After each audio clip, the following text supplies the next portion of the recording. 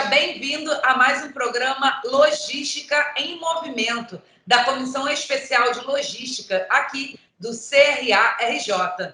E hoje vamos falar de algo que eu tenho certeza que você sabe o que é: o pós-pandemia. Tenho certeza que hoje, depois das vacinas, você já está se permitindo algumas coisas. A mesma coisa acontece com o setor logístico, que não parou de trabalhar. Ao contrário, trabalhou muito mais, mas está reaprendendo a trabalhar, o que pode ser um pesadelo. Não é mesmo, Meirim? Seja muito bem-vindo. Olá, Érica. Olá, todo mundo que nos ouve, né? Muito boa a sua colocação. A gente, graças a Deus, aí está tentando retornar aí ao antigo normal, né? E a logística, como você colocou, a gente não parou, mas tem algumas coisas aí que acabam ainda sofrendo impactos aí lá dos primeiros momentos da pandemia e que a gente tem que ir ajustando. Eu gostei da sua colocação, o antigo normal. Não tem mais esse antigo normal, né, Meirim? É novo normal. É uma coisa híbrida, uma coisa completamente diferente, né? Explica um pouquinho sobre isso. Eu tenho visto, né, que o que aconteceu é que a gente quebrou vários paradigmas, né?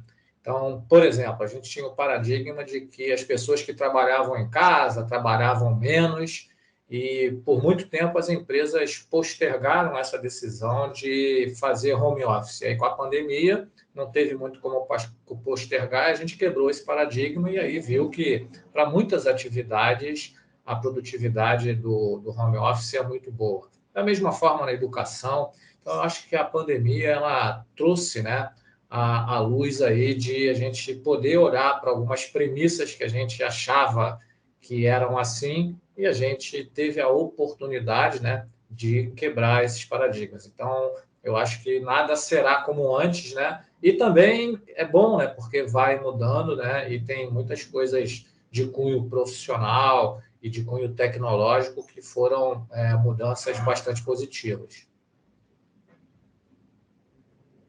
Meirim, se nada será como antes e a gente não sabe como é o futuro, como o gestor logístico deve lidar com esse momento presente, esse agora em que as coisas não estão lá nem cá? Fala sobre isso. Então, acho que para a gente contextualizar um pouquinho, né, a gente tem que entender que quando a gente fala de logística, a gente está falando de uma cadeia, né, de coisas interligadas. E aí o que aconteceu, Érica, que lá no iniciozinho da pandemia, né, nós tivemos a restrição de circulação de pessoas, de mercadoria, nós tivemos retração de consumo, nós tivemos a desmobilização de uma série de atividades, desmobilização de mão de obra, né? Então, a gente teve que fazer uma reacomodação nas coisas. E agora, com a retomada da economia, para reconstruir isso tudo, a velocidade ela não necessariamente é a mesma do que foi para derrubar o dominó, né? Eu costumo dizer que a gente derrubou uma ação de dominó e agora precisa levantá-las, e não necessariamente é a mesma. Então, a gente está vendo aí nos noticiários as questões de falta de container, né? De portos que estão congestionados, de empresas que estão parando as suas linhas de produção por falta de insumos, né? Então, acho que isso é um grande aprendizado que a gente reafirmou, é que as coisas são interligadas e que algumas ações elas geram reflexos na cadeia como um todo.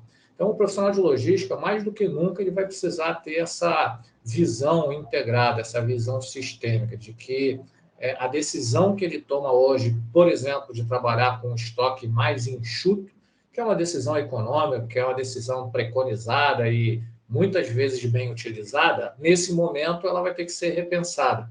Então, eu acho que o grande barato disso tudo é que a gente está tendo que aprender a aprender coisas novas, né? De olhar e falar, pô, já fazia isso aqui um tempão e dava certo, só que dava certo, agora é um novo cenário e a gente tem que reaprender. Então, tem que ficar atento aí a tudo que está acontecendo, tem que repensar se existem outras formas de fazer aquilo que era feito. Falando nesse efeito borboleta aí que você citou, né? Uma coisa que começou aqui, está se reverberando, começou lá em março de 2020, está se reverberando até agora, novembro de 2021, né? como o gestor deve pensar, né? Porque a gente está falando de planejamento, né? De olhar o futuro. E, para isso, ele precisa entender o todo, como você mesmo disse, uma versão sistêmica. Quais são as ferramentas ou quais são as expertises que esse gestor precisa ficar mais atento, Hélio?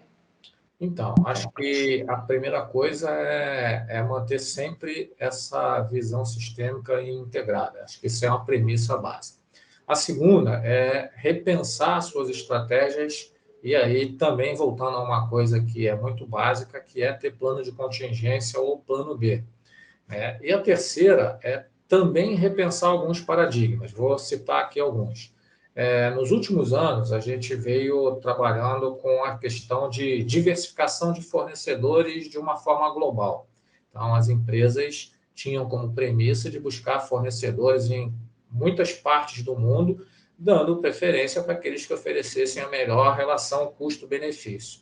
E aí aconteceu uma tendência muito forte de grande parte das empresas terem os seus fornecedores concentrados na China, que oferecia essa melhor condição. E aí, quando a gente passa por uma situação dessa, né, a gente vê que a gente ficou ilhado, né? Quando a China fechou, como se fosse qualquer outro lugar, a gente criava uma dependência. Então, a gente vai ter que refletir sobre algumas coisas. Se é melhor a gente ter um fornecimento global e aí ficar vulnerável a essa situação de deslocamento do que você precisa, ou se você vai ter que pensar em desenvolver os seus fornecedores locais que estão aqui mais próximos e que conseguem te atender melhor.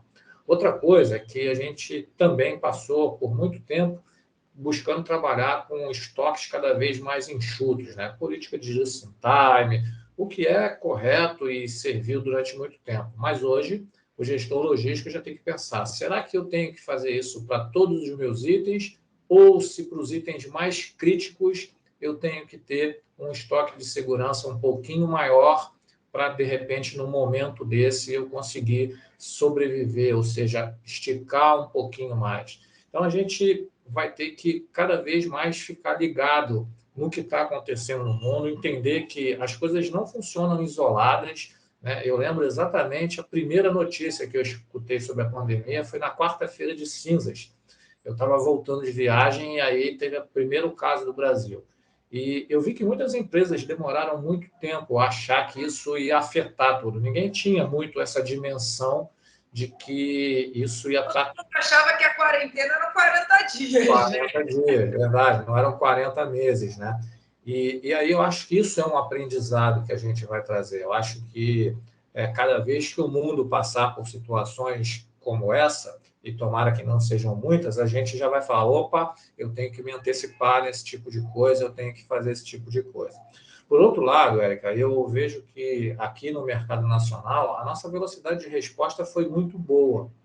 Então, a gente teve a oportunidade de ver as empresas sendo bastante ágeis em reformulação das suas estratégias, principalmente nas questões operacionais. Então, nós vimos supermercados abastecidos, farmácias abastecidas, ou seja, o pessoal de logística conseguiu se mobilizar dentro das condições de segurança da saúde necessária para que as coisas fluíssem bem. Então, acho que o gestor tem que estar 24 horas ligado aí no que está acontecendo, não só no mercado local, mas cada vez mais no mercado global.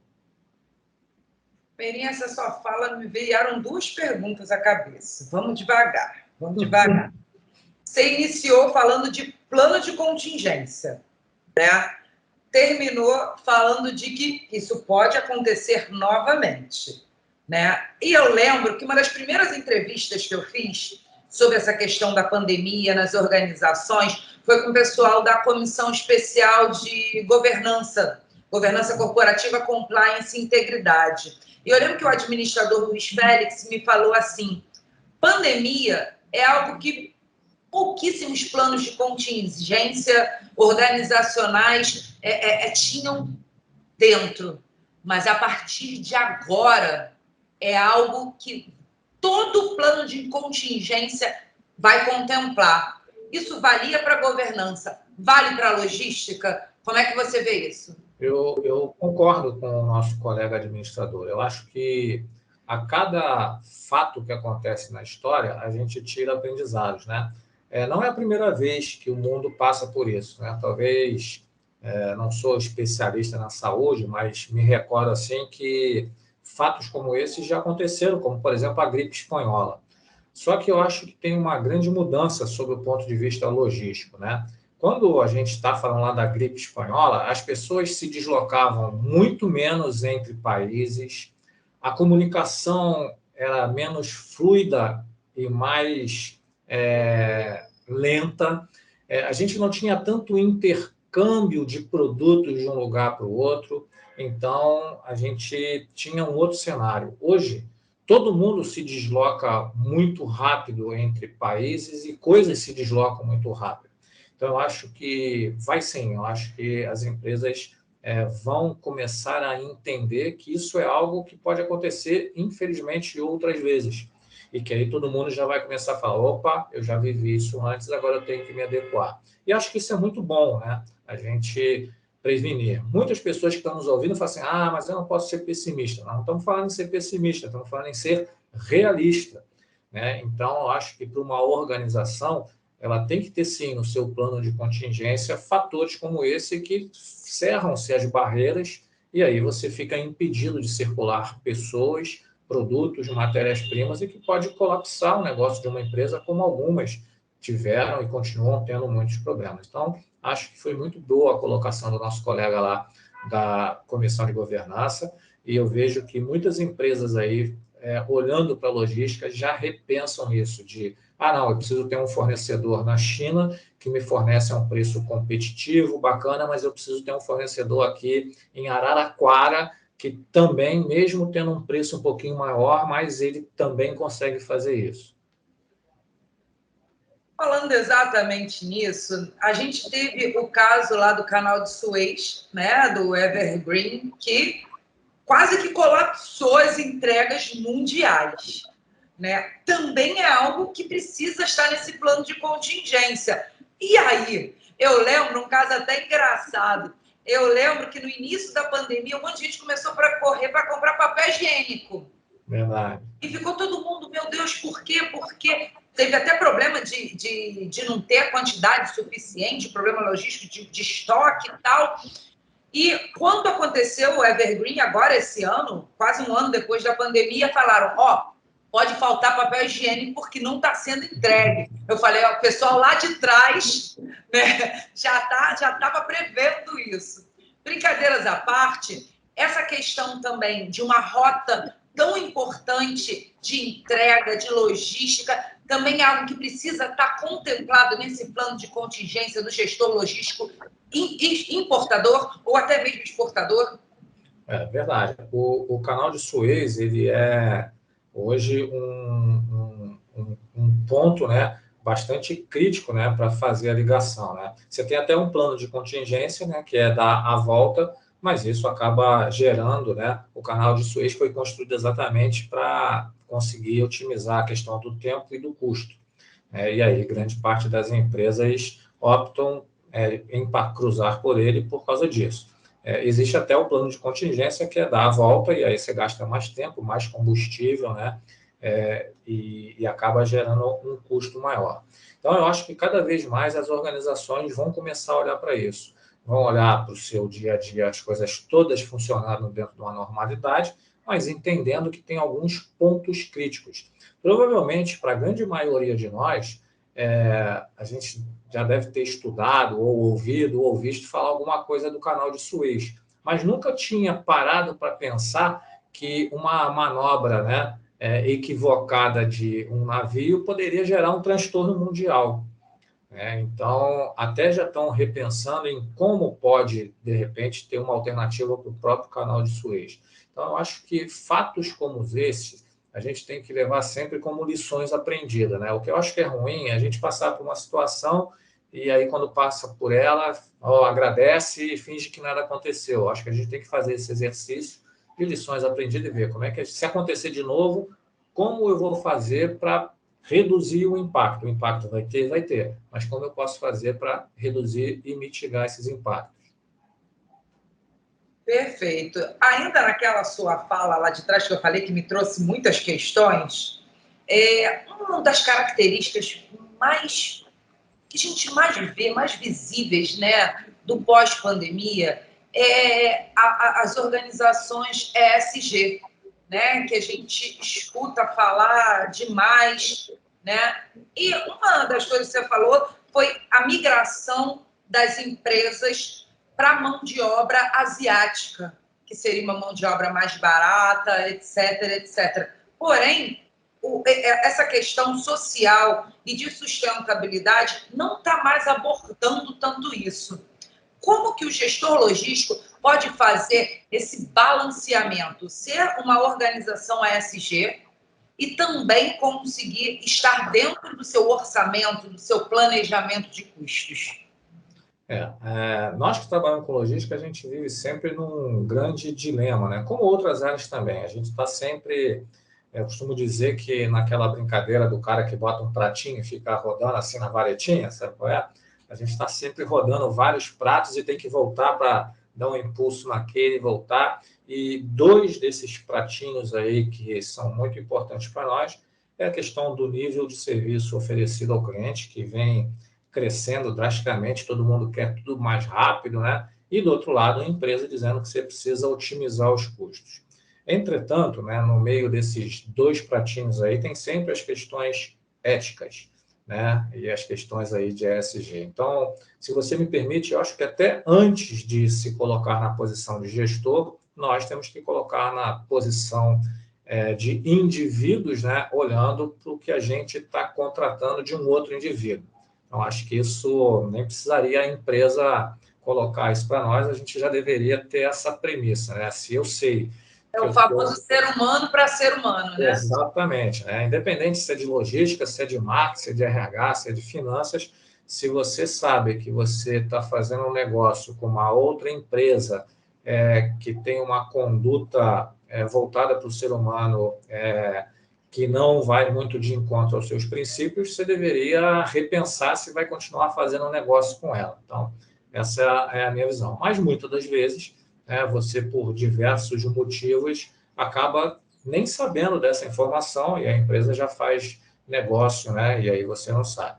O que eu vejo cada vez mais é que as empresas vêm buscando, né, através de relatórios, de checklists, né, de entender o que está acontecendo e se afastando dessas empresas que têm uma conduta inadequada. Então, na logística, a gente tem muita operação de terceirização, e aí, muitas das vezes, a gente esbarra com essa situação de ter um fornecedor que acaba, por alguns motivos também, não sendo o fornecedor mais cuidadoso com alguns aspectos.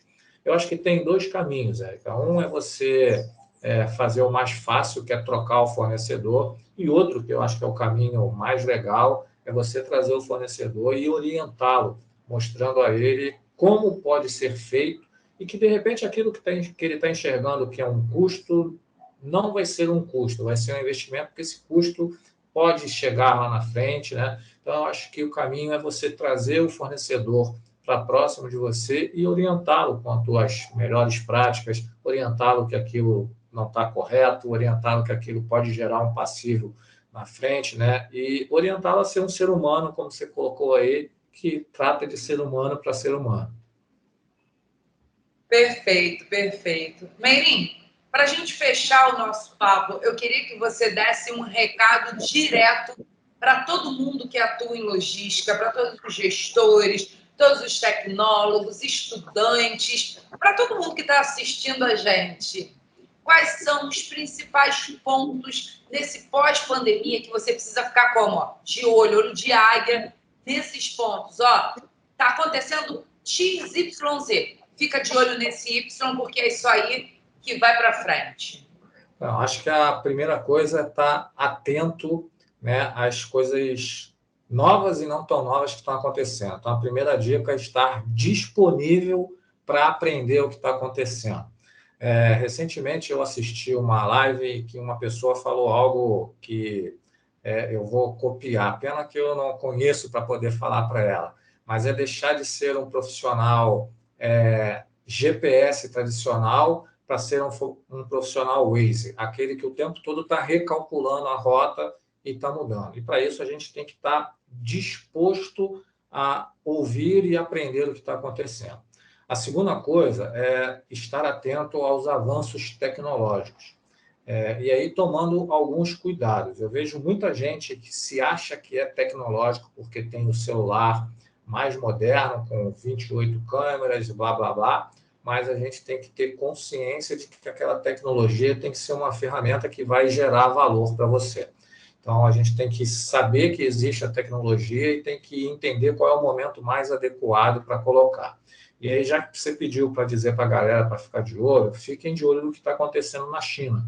A China hoje ela é um dos lugares onde, em termos logísticos, né, é onde a gente vê o surgimento de tecnologias mais modernas. Então, a gente tem que estar atento a isso. O terceiro aspecto que eu queria sugerir para o pessoal ficar de olho é que a gente precisa estar sempre olhando para os nossos processos. As coisas estão mudando muito rápido e a gente também precisa ter agilidade para reorganizar os nossos processos. E o quarto, que para mim é o mais importante, é que nós, gestores, precisamos cuidar das pessoas. Cada vez mais eu tenho a convicção de que se você não capacitar, não investir nas pessoas, você pode ter a melhor operação do mundo, com a melhor tecnologia, a coisa não vai. Então, acima de tudo, a gente tem que dedicar tempo, investir tempo em conhecer, aprender, né, e trazer as pessoas para nos ajudar a concretizar a nossa tarefa.